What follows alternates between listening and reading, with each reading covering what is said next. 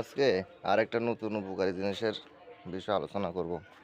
নতুন উপকারী জিনিসটা সম্পর্কে অনেকেরই জানা আছে, অবগত আছেন।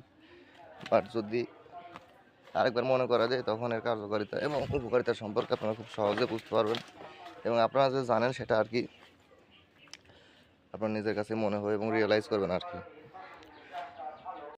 এই যে দেখতেছেন, এটা হচ্ছে একটা গাছ, এর কাণ্ডগুলো উপরে আছে আর খাবারের যে অংশটা থাকবে সেটা হচ্ছে মাটির নিচে থাকবে।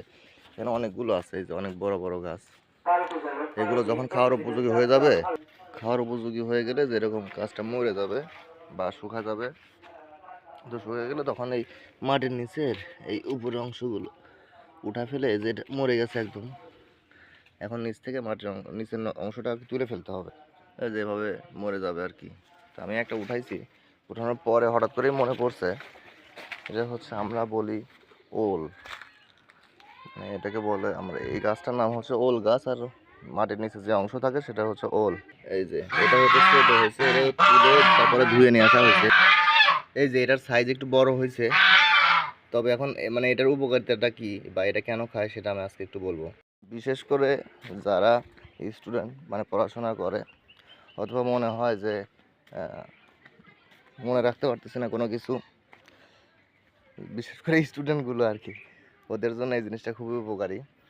যেমন এইচএসসি পরীক্ষার্থী, এসএসসি পরীক্ষার্থী, অ্যাডমিশনার্থী যারা আছে আর কি, তো এদের জন্য এগুলো বিশেষ উপকারী। কেন? এই খাবারে রয়েছে প্রচুর পরিমাণে omega 3 fatty acid, omega 3 fatty acid, zinc, selenium, magnesium. তো এই খাবারগুলো কি করে মানুষের স্মৃতি, মানে স্মৃতিতে বেশি করে স্মরণ রাখতে সহযোগিতা করে। এবং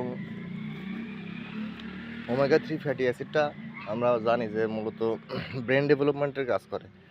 তো এই ধরনের খাবারগুলো যদি খাওয়া যায় তাহলে, মানে মাটির নিচে আরও অনেক খাবার আছে, তার ভেতরে এটা মোটামুটি রিজনেবল এবং পাওয়া যায় অ্যাভেলেবল। সব দিক বিবেচনা করে এটার উপকারিতা অনেক বেশি।